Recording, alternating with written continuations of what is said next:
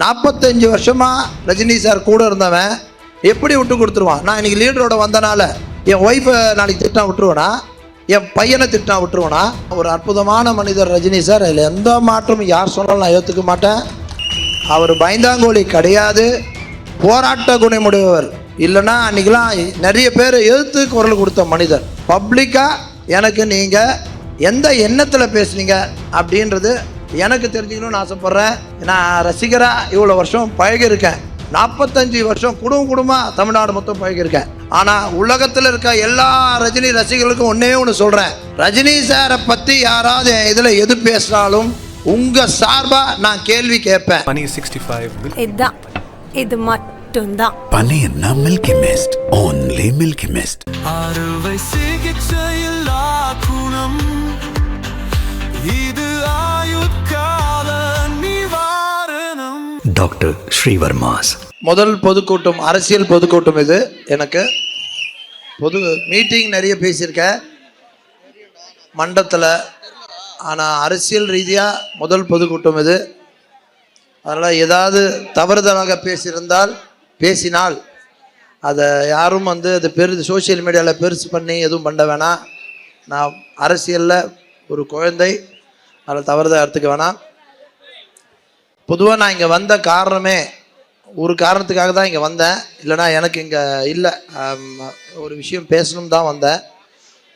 எனக்கு வயசு இப்போ 59. நான் 13 வயசு இருக்கும்போது பேசலாமா? உங்கள் பர்மிஷனோடு தான் பேசுகிறேன். திரு ரஜினிகாந்த் அவர்களை ரசித்து 13 வயசில் ஒரு நல்ல மனிதராக இருக்காங்கன்னு ரசித்து, இன்றைக்கி 59 வயது. என்னோடய அண்ணனுக்கு திருமணம் செய்து வைத்தது அவர்தான். எனக்கு நல்லது கெட்டது எல்லாம் என் ஆசீர்வதித்தது அவர்தான். இன்றைக்கி நான் ஒரு மனுஷனாக, ஒரு நேர்மையுள்ள மனுஷனாக, கரப்ஷன் இல்லாத ஒரு மனுஷனாக இப்படி தான் வாழணும், எப்படி வாழணுன்றத என் குருநாதர் அவர்கள்லேருந்து நிறைய கற்றுக்கிட்டேன்.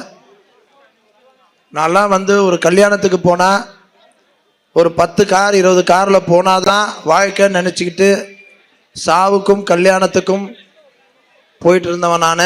அங்கே இறங்கி 4 பேர் நம்மளை பார்க்குறாங்களா அப்படின்றது ஒரு பார்வை, திருட்டு பார்வையை பார்த்து அது ஒரு ரசனையாக அதெல்லாம் பண்ணிட்டு இருக்கும்போது, ஒரு நாள் கலைவாணர் அரங்கில் எங்கள் ரஜினி சார் ஒரு இண்டிவிஜுவலாக ஒரு பேக் எடுத்துக்கிட்டு பொக்கே எடுத்துக்கிட்டு வந்ததை பார்த்த உடனே, இவர் பின்னாடி 1 லட்சம் பேர் போகலாம். அப்படி இருக்கும்போது நான் என்னடா ஒன்றுமே இல்லாமல் 10 காரில் ஒரு 50 பேரோட போய் அப்படின்னு நினச்சி 25 வருடமாக நான் தனியாகத்தான் திருமணத்திற்கும் எந்த கெட்ட நிகழ்ச்சி எது இருந்தாலும் நான் தனியாக தான் போக ஆரம்பித்தேன். அப்படி அவரை பார்த்து கற்றுக்குன்னு இருக்கும்போது எனக்கு அவர் அரசியல் வரவில்லை. அவருடைய உடம்பு சூழ்நிலை, அப்போ கரோனா வந்தது தான் காரணம். அவர் கரோனா வந்தனால டாக்டர்ஸ் அவர் சின்ன ஆப்ரேஷன்ஸாக நடந்தனால அந்த கரோனா ஒரு 100 அடி தள்ளி தான் ஒரு மீட்டிங் போடணும் போது க்ரௌட் இல்லாமல் போட முடியாத ஒரு காரணம் தான் டாக்டரோட அட்வைஸில் அவர் அரசியல் வராமல் போன சூழ்நிலை இருந்தது. அப்போ எனக்கு சர்வீஸ் பண்ணணும் அப்படின்னு ஒரு நல்ல லீடர் வேணும்னு காத்துட்டு இருந்தேன். எனக்கு தெரிஞ்சு எம்ஜிஆருக்கு அப்புறம் ஒரு நல்ல லீடராக நான் யாரையுமே கருதலை, பார்க்கல. அது என்னுடைய நம்பிக்கை, அதாவது யாரும் இருக்கிறது தான் என்னுடைய நினைப்பு. நான் அனலைஸ் பண்ணதில் தெரிஞ்சது. அப்படி இருக்கும்போது நம்ம லீடர் இன்னைக்கு தளபதி அவர்கள், அவர் சினிமாவெல்லாம் விட்டுட்டு பல கோடி சொத்தை விட்டுட்டு ஒருத்தர் வராருன்னா அது ஒரு பெரிய விஷயம். இந்த காலத்தில் அம்பானி மாதிரி பணம் இருக்கவங்க கூட 10 ரூபா எடுக்க யோசிக்கிற காலத்தில் 10 ரூபா எடுக்க மாட்டாங்க. பெரிய பணக்காரன் தான் பேரை ஒழிய பணக்காரங்க யாரும் பணம் எடுக்க மாட்டாங்க. ஏங்க பணம் கொடுத்துருவாங்க, பணக்காரன் பணமே எடுக்க மாட்டாங்க. வர்றதை வாங்கி வச்சுப்பாங்களோ கொடுக்க மாட்டாங்க. அதனால் பணக்காரனை குறை சொல்ல, நிறைய பணக்காரர் அப்படி இருக்காங்க, நான் பார்த்துருக்கேன். எல்லாரோட பழகிறத வச்சு சொல்கிறேன். அப்படி இருக்கும்போது பல கோடி, 500 கோடி 300 கோடி சுத்த விட்டு இன்னொரு 20 வருஷம் 30 வருஷம் ட்ராவல் பண்ணுற மனிதர் வராரு. ஏன் வராருன்னு அப்சர்வ் பண்ண ஆரம்பிக்கும்போது, என்னுடைய மனைவி என் லீடர் கூட படித்தவங்க. அந்த அம்மா நிறைய சொல்லுவாங்க அவரை பற்றி. சின்ன வயசு எப்படி இருப்பார், அப்படி இருப்பார், டிசிப்ளின் இருப்பார்லாம் என் பொண்டாட்டி சொல்லும். என் பையன் பொண்ணு 2 பேரும் டாக்டர்ஸ். முக்கியமான விஷயம் சொல்லணும், ஒரு நிமிஷம் எக்ஸ்ட்ரா ஆனாலும் மன்னிச்சிருங்க. ஏன்னா இது வந்து 45 வருஷம் அவர் கூட இருந்து வந்த விஷயம், அதனால சொன்னால் புரியும். அதனால தான் அதனால என் பையன் எல்லாம் டாக்டர்ஸ் இருந்தாங்க. எதனால இதை சொல்கிறேன்னா, முதல்ல நான் உண்மை பேசுகிறேன்றது உங்களுக்கு தெரியணுன்றதுக்காக சொல்கிறேன். மேடை ஏறிட்டோம் பொய் பேசுகிறன்றது தான் மேடை. இவ்வளோ நாள் பொதுக்கூட்டத்தில் நீங்கள் பேசுகிறதெல்லாம் பொய், உங்களுக்காக பேசுறது, உங்களை ஏமாத்துறதுக்காக பேசுறது. நான் அந்த பேச்சை பேச நான் இங்கே வரலை, நடந்ததை சொல்லணுன்றதுக்காக சொல்கிறேன். இங்கேயும் நிறைய பேர் ரசிச்சிருப்பீங்க. அப்போ அவங்கெல்லாம் லீடர் கூட படித்து எங்களோட நண்பர்கள், அண்ணன், பையன், பொண்ணுலாம் வந்து என்னை சொல்லும்போது, ஏன் இவர் வரார, இவர் பின்னாடி நம்ம ஏன் போகக்கூடாதுன்னு சொல்லி யோசிச்சுட்டு ஒரு 15 நாள் முன்னாடி அவர் பார்க்க சென்று இருந்தேன். அதுக்கு முன்னாடி நம்ம ஆதவர்ஜுன் சார் வந்து எனக்கு ஒரு 12-13 வருஷமாக தெரியும், பேஸ்கெட்பால் அசோசியேஷனில். அவர் பேஸ்கெட்பால் பிளேயராக ஒரு ஏழ்மையான குடும்பத்திலேருந்து ஒன்றுமே இல்லாமல் வந்தவர். அது அவர் நான் பேசலாமா என்னன்னு தெரில, அது ஒரு காய்ப்புணர்ச்சி ஆகிடக்கூடாது. அப்பா அம்மா இல்லாமல் ஒரு ஏழை குடும்பத்தில் எஸ்டிஏ பேஸ்கெட்பால் கோச் வாசலில் இருந்து எனக்கு உள்ள சான்ஸ் கிடைக்காத ஆடுறதுக்குன்னு இருந்த ஒரு மனிதர். வாய்ப்பில்லை, நீங்களாம் இதெல்லாம் எடுத்துக்கணும். வாழ்க்கையில் ஒன்றும் இல்லை, அப்பா அம்மா எல்லாம் நினைக்காதீங்க, இண்டிவிஜுவல் நினச்சா முடியுன்றது ஒரே ஒரு உதாரணம் ஆதவர்ஜுன். அப்படி வந்து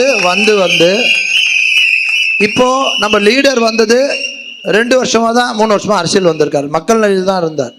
அப்போது ஆதவ் சார் எங்களை பேசும்போதெல்லாம், நான் இப்போ ரஜினி மன்ற மாவட்ட செயலராக இருக்கும்போது தலைவரை பற்றி எப்பயுமே எங்களை புகழ்ந்து பேசி, நான் தலைவருக்காக நலத்திட்டங்கள் செய்யும்போது நிறைய பணமும் கொடுத்து, அண்ணா ஏழைங்களை நல்லா இருக்க வேணா, ஏழைங்களுக்கு கொடுங்கண்ணே, புடவை வாங்கி கொடுங்கண்ணே அப்படின்னு 5000 புடவைகள், ஸ்கூல் பேகு பசங்களுக்குன்னு வாங்கி கொடுத்து எங்கள் ரஜினி சார் மன்றம் நடத்தும் போது அவரும் ஒரு என் கூட இருந்து சாருக்காக பண்ணவர் தான் ஆதவர்ஜுன். அப்படி பண்ணுற மனிதர், எங்களை அவ்வளோ பெருமையாக பேசுகிற மனிதர். இப்போ ஒரு இஷ்யூ வந்து அன்றைக்கி போராட்டத்தில் அவர் பேசுகிறதா பெரிய சர்ச்சைகள் இருக்குது. அந்த சர்ச்சைகள் வந்து நான் அங்கே இருந்தேன், அவர் கண்டிப்பாக தவறுதலாக பேசியிருந்தால் அதே மேடையில் ஏறி எனக்கு அது புரிய வைங்க, ஏன் இப்படி பேசின்னு கேட்டிருக்க தைரியம் எனக்கு இருக்குது, கேட்டிருப்பேன். ஆனால் அவர் இன்டென்ஷனாக பேசலைன்ற ஒரு காரணத்தினால நேராக பார்க்குறதுக்கும் பேப்பரில் படிக்கிறதுக்கும் வித்தியாசம் இருக்குது. ஒரு பேப்பரில் படிக்கும்போது நம்ம மைண்ட் வேறு மாதிரி சொல்லுவோம், நேரில் பார்க்குறது அது உண்மை தெரியும். நான் தான் நன்மையாக இருந்தேன். 45 வருஷமாக ரஜினி சார் கூட இருந்தவன் எப்படி விட்டு கொடுத்துருவான்? நான் இன்றைக்கி லீடரோட வந்தனால என் ஒய்ஃபை நாளைக்கு திட்டினா விட்டுருவேனா, என் பையனை திட்டினா விட்டுருவேனா, என் நண்பனை திட்டினா விட்டுருவேனா? அது மாதிரி 45 வருஷம் அவர் கூட இருந்தவன் நான் எப்படி உணர்வு இல்லாமல் இருக்குமா ஒரு ஜஸ்ட் ஒரு 10 நாளில்? அப்போது அவர் இன்டென்ஷனோட பேசலன்றதை தெரிஞ்சுக்கிட்டேன். அவருக்கு ஒரே ஒரு இது, அன்றைக்கி நடந்தது போராட்டத்தை பற்றி. அந்த போராட்டத்தில் திமுகவை இது பண்ணி பேசும்போது அவர் உணர்ச்சி பூர்வமாக இந்த சொசைட்டியை மாற்ற முடியாத இயக்கத்தில் இருக்கவங்க வார்த்தை தவறி வரலாம். அப்படி வந்ததாக தான் நான் கருதுகிறேன். அது மாதிரி ஒன்றும் இன்டென்ஷனே பேசலை. அதனால் எனக்கு என் ரசிகர்கள், நான் இவ்வளோ 45 வருஷம் இருந்தனால முந்தா நேற்று என் ரசிகர் மன்ற மாவட்ட செயலாளரை நேற்று ரிசைன் பண்ணிட்டேன். ஏன்னா ஒரு இதில் இருக்கும்போது இருக்கக்கூடாது, ரிசைன் பண்ணிட்டேன். ஆனால் ஒரு அற்புதமான மனிதர் ரஜினி சார், அதில் எந்த மாற்றமும் யார் சொன்னாலும் நான் ஏற்றுக்க மாட்டேன். அவர் பயந்தாங்கோலி கிடையாது, போராட்ட குணமுடையவர். இல்லைன்னா அன்றைக்கெலாம் நிறைய பேர் எதிர்த்து குரல் கொடுத்த மனிதர். அவரெல்லாம் போராட்ட குணமுடைய மனிதர். அப்படிப்பட்ட தைரியசாலாம் நீங்கள் பார்க்கவே முடியாது. அதனால் என் பழகின இதில் 45 வருஷம் பழகிருக்கின்ற உரிமையில் அவரை பற்றி நான் சொல்கிறேன். எனக்கு ஆதவர்ஜுன் சாரை வந்து ஒரே ஒரு கோரிக்கை மட்டும் வச்சுக்கிறேங்க. நான் கூட இருந்தேன், எனக்கு தெரியும் உங்களுக்கு இன்டென்ஷன் இல்லைன்னு தெரியும். ஆனால் பப்ளிக்காக எனக்கு நீங்கள் எந்த எண்ணத்தில் பேசுனீங்க அப்படின்றது எனக்கு தெரிஞ்சுக்கணும்னு ஆசைப்பட்றேன். நான் ரசிகராக இவ்வளோ வருஷம் பழகிருக்கேன், 45 வருஷம் குடும்பமாக தமிழ்நாடு மொத்தம் பழகிருக்கேன். ஆனால் உலகத்தில் இருக்க எல்லா ரஜினி ரசிகர்களுக்கும் ஒன்றே ஒன்று சொல்கிறேன், ரஜினி சாரை பற்றி யாராவது இதில் எது பேசினாலும் உங்கள் சார்பாக நான் கேள்வி கேட்பேன். உங்கள் சார்பாக ஏன் பேசுங்கன்றது புரிய வைங்கன்னு கேட்பேன். அதனால் உலகத்தில் இருக்க எல்லா ரசிகருக்கும் சொல்கிறேன், உங்கள் சார்பாக நான் டிவிகேல இருக்கிறேன்றதை புரிஞ்சுக்கிட்டு எந்த மேற்கொண்டு எதுவும் இல்லாமல் புரிஞ்சுக்கணும்னு நினைக்கிறேன். நான் விட மாட்டேன். அதே மாதிரி எனக்கு இன்றைக்கி ஆதவர்ஜுன் சார் உங்களை தான் எனக்காக அது எங்கள் ரசிகர்கள் ரொம்ப வருத்தப்படுறாங்க, நீ ஏதோ தப்பாக பேசுன மாதிரி. அது மறந்து போச்சு பாருங்கள், சாரி சார். அதான் அதான் முதல் மேடை, மன்னிச்சிருங்க, பொதுக்கூட்ட மேடை, அரசியல் மேடை. நான் 10 நாள் முன்னே பார்க்க போனேன், லீடரை பார்க்க போனேன். நான் லீடர் தான் சொல்லுவேன் அவரை. ஏன்னா ஆல்ரெடி ரஜினி சாரை தலைவர் பேசுறதுனால அந்த தலைவரை சொன்னோன்னா நல்லா இருக்காதனால தான் லீடர்னு சொல்ல ஆரம்பித்தேன். அதனால் அவர்களை போகிறேன், உள்ளே போய் உட்காந்து பேசுகிறேன். ஜாயின் பண்ணலாமா வேணாமான்னு யோசிச்சுட்டு போய் உட்காடுறேன். உட்காரும்போது இது ஆல்ரெடி ஒரு சின்ன இஷ்யூலாம் போச்சு. நிறைய பேர் நம்மளை பிரித்து விட்றதான உலகமே இருக்குது. அது மாதிரி ஏதோ நடக்குதுன்னு இருக்கேன். அப்போ சாரோட உட்காந்து ஒரு 40 நிமிஷம் பேசும்போது அவரை கேட்டேன், சார் ஒரே ஒரு கோரிக்கை என்ன அப்படின்னாரு. சார் 45 வருஷம் ஒரு மனிதரோடு இருந்துட்டேன் அப்படின்னு சொல்லி என் செல்ஃபோனை கூட எடுத்து காமிச்சேன். அவர் முன்னாடியே ரஜினி சார் ஃபோட்டோ தான் வச்சுருந்தேன். வருஷத்துக்கு ஒரு நாள் டிசம்பர் 12 உங்கள் பிறந்தநாள் அன்னைக்கு, அவரோட பிறந்தநாள் அன்னைக்கு நான் கோயிலுக்கு போயிட்டு நல திட்ட உதவிகள் பண்ணிவிட்டு பேப்பர் ஆடு கொடுக்குறது என் வழக்கம். அதை நான் செய்யலாமா அப்படின்னு கேட்டேன். என்ன சார் இப்படி சொல்கிறீங்க?